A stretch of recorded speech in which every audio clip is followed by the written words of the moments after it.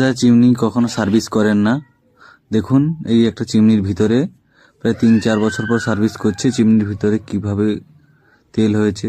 এই তেলের জন্য আপনাদের বিভিন্ন রকমের দুর্ঘটনা হতে পারে। তার জন্য বলি সবসময় 4 মাস অন্তর বা বছরে 2বার ধরে চিমনি সার্ভিসটা করে রাখবেন। দেখুন কতটা তেল বেরোচ্ছে। কোনো কিছু দুর্ঘটনা না হয়ে যায় তার জন্য টাইমে একটু সার্ভিস করাও প্রয়োজন চিমনির। দেখুন চিমনিতে কত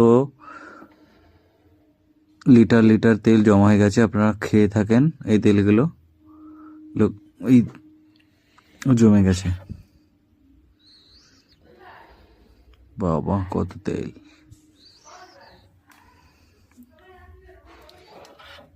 আপনারা চিমনি সার্ভিস করুন টাইমে, তাহলে আপনাদের চিমনিটা ভালো থাকবে।